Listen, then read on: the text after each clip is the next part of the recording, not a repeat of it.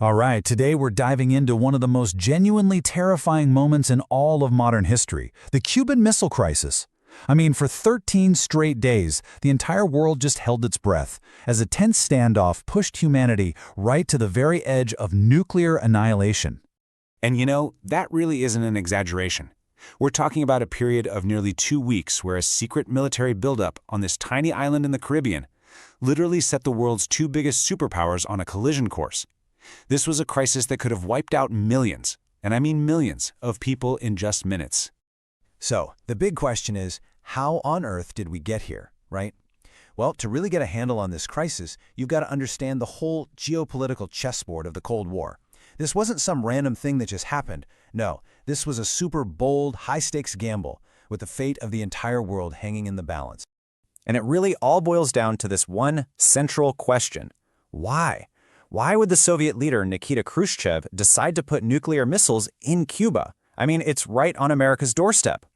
Okay, so this really lays out the strategic thinking behind it all. From the Soviet point of view, this was all about balance. See, the US already had nuclear missiles in Turkey, and they were pointed straight at Moscow. So for Khrushchev, putting missiles in Cuba was kind of like his way of leveling the playing field. And maybe just as important, it was a way to protect his new ally Fidel Castro from another potential US invasion. And this is the number that just changed everything. 90 miles. The missile sites were being built just 90 miles from the US mainland. I mean, think about that. From that close, a nuclear missile could hit major American cities in a matter of minutes. There would be basically zero time to react. Now, for a little while, this huge military operation was a total secret. But, secrets this big, they don't stay secret for long. It was really only a matter of time before the US found out, and when they did, well, that's when the crisis really, truly began. Okay, just try to imagine being in the White House on October 14th, 1962. An American U-2 spy plane flies over Cuba, and these photos land on President John F. Kennedy's desk. I mean, the proof was undeniable. High-altitude spy planes brought back pictures of everything: launch pads, missile transporters, even Soviet technicians on the ground. Suddenly, all the worst fears of the American government were confirmed. This wasn't some theoretical threat anymore. It was being built right next door. So that discovery kicked off 13 days of just unbelievable tension. From October 16th to the 28th, the entire world was glued to the news, just watching as these two world leaders try to navigate this incredibly thin line between their own national security and, well, total global catastrophe. And inside the White House, Kennedy's advisors were completely split on what to do. You had his military chiefs, the so-called hawks, and they were pushing for immediate, overwhelming force. We're talking airstrikes on the missile sites, followed by a full-scale invasion of Cuba. But Kennedy, he was worried. He feared that just one wrong move, one single stray bomb, could trigger a Soviet retaliation that they couldn't take back, and that would mean a full-blown nuclear war. So in the end, he chose a different path. And the language they used here was absolutely crucial. See, Kennedy very deliberately avoided the word blockade, because a blockade is technically an act of war. Instead, he announced a naval quarantine. It was honestly a brilliant diplomatic move. It showed they were serious without actually firing the first shot, and it bought them precious time to find a solution.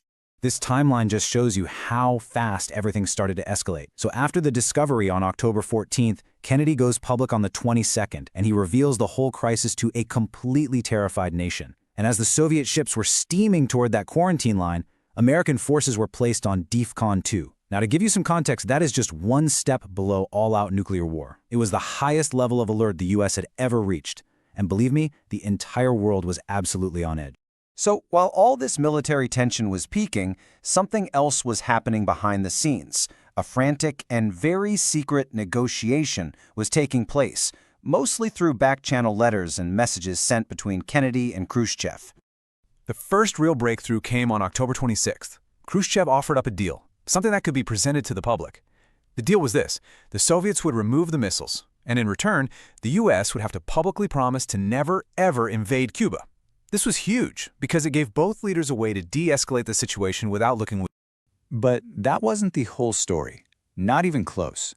The very next day, a second message arrived from Moscow, and this one was way more demanding, adding a condition that Kennedy just couldn't agree to publicly. So what was it? Well, Khrushchev also demanded that the U.S. remove its Jupiter missiles from Turkey. Now, to keep the NATO alliance strong, Kennedy couldn't be seen agreeing to that in public. So here's what they did. His brother Robert Kennedy met secretly with the Soviet ambassador and made a private promise. The missiles in Cuba would go, and then in a few months, the American missiles in Turkey would just quietly disappear too. Okay, so with that secret deal locked in, the world could finally take a step back from the brink. But make no mistake, this crisis left a permanent mark, not just on the world, but on the leaders who had to live through it. And then, on Sunday morning, October 28, 1962, it happened. Moscow radio broadcast Khrushchev's announcement. The missiles would be dismantled and sent back home to the Soviet Union. You could almost feel the collective sigh of relief. The Soviet ships that were heading for the quarantine line, they turned back. The immediate threat of nuclear war was over. So why do we still talk about this so much today? Why does it matter?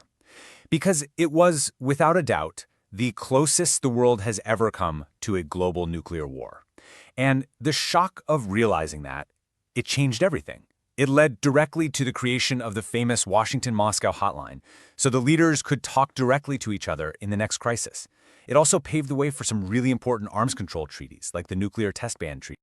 When you really look back on it, the Cuban Missile Crisis is this chilling reminder of just how close we came to the end of everything. But you know what? It's also a powerful testament to something else. The idea that even in the absolute darkest of times, with the entire world on the line, things like diplomacy, restraint, and just a willingness to step back from catastrophe, they can actually work. They can pull us back from the brink.